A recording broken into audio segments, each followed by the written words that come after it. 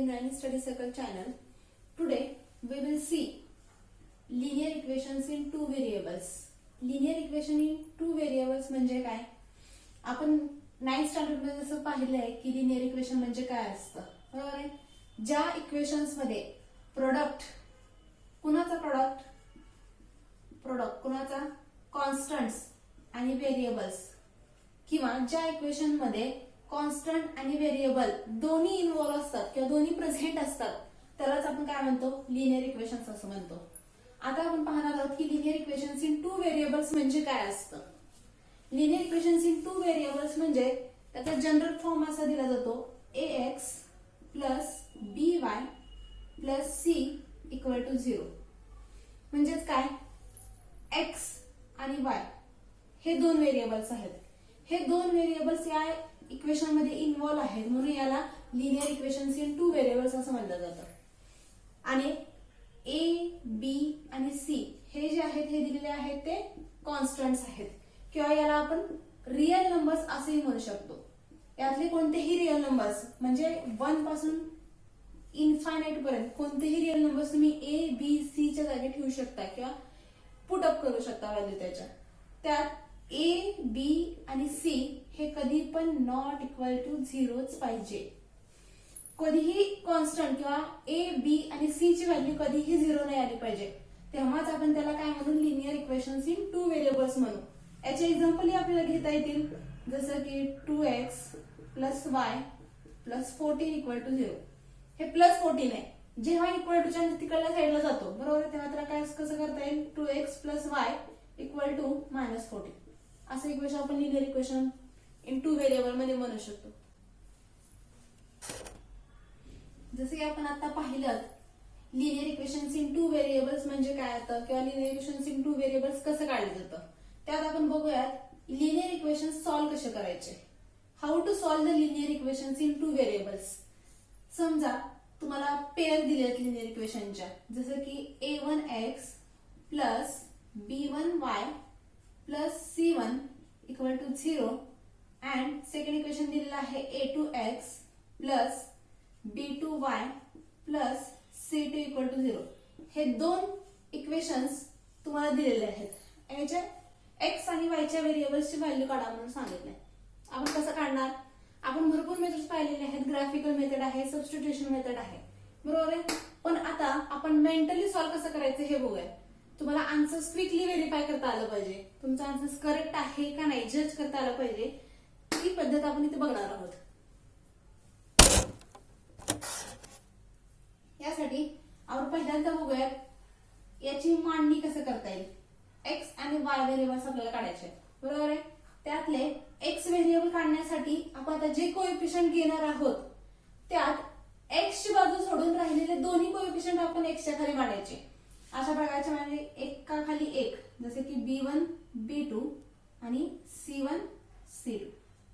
जेव्हा वाय व्हेरिएबलची आपल्याला व्हॅल्यू काढायची आहे त्या जागी वाय व्हेरिएबल सोडून राहिलेले बाकीचे म्हणजे एक्स व्हेरिएबलचे आणि कॉन्स्टंटचे व्हेरिएबल त्याखाली आपण पुट अप करून घेऊयात. a1 a2 and c1 c2.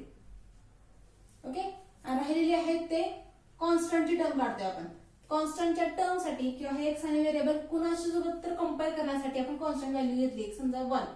त्याखाली आपण कॉन्स्टंट सोडून राहिलेले एक्स आणि वाय चे व्हेरिएबल एका खाली एक पुट अप करून घेऊयात, जसं की a1 a2 b1 b2. आणि या व्हेरिएबल्सची आपण आता क्रॉस प्रोडक्ट करणार आहोत. हा क्रॉस प्रोडक्ट कसा करतो ते आपण बघूयात.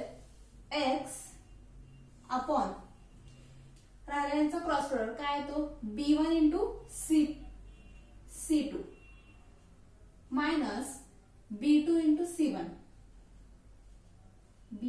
c1 next equal to y upon याचा cross product a1 into c2 minus a2 into c1.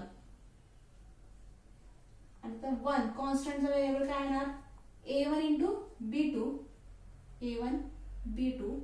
Minus a2 into b1. हे जर कळत आपल्याला क्रॉस प्रोडक्ट आपण कसा करायचा. आता या सोबतच्या व्हॅल्यू आपण x आणि y ची व्हॅल्यू कॉन्स्टंट सोबत कम्पेअर करायची. एक्स आणि वाय ची कॉन्स्टंट सोबत कम्पेअर करण्यासाठी आपण वर पुटअप करून घेऊयात.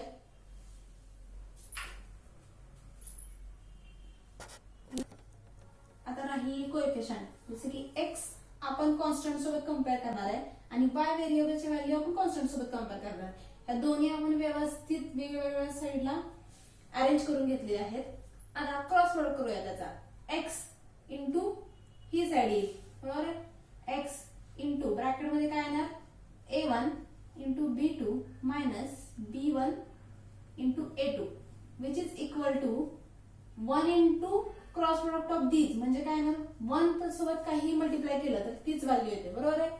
म्हणून त्याला काय करणार आपण, b1 into c2 minus b2 into c1, म्हणजेच x इक्वल टू एक्सच्या मल्टिप्लाय मध्ये ही व्हॅल्यू आहे, इकडे जाऊन काय होणार, डिवाइड मध्ये जाणार, म्हणजेच b1 into c2 minus b2 into c1 upon a1 b2 minus b1 a2.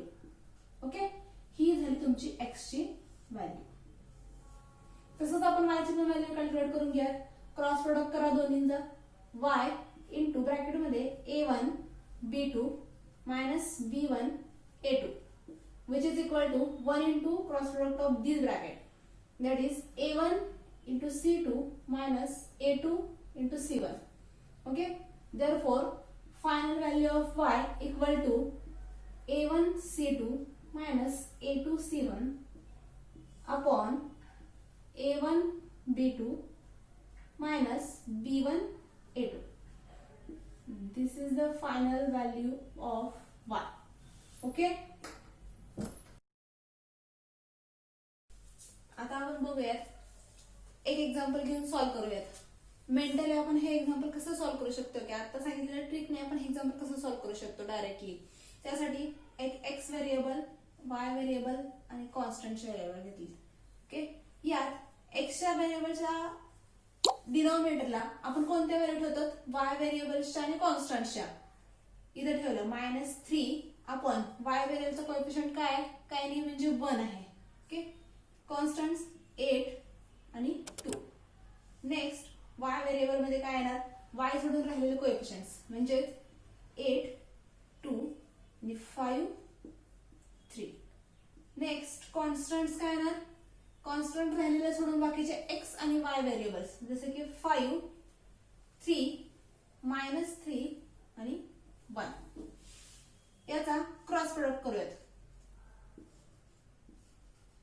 X variable upon काय, -3 into 2 -6 minus 1 into 8 8 which is equal to Y upon 8 3 जा 24 मायनस 5 2 जा 10 which is equal to 1, that is constant upon 5 into 1 5.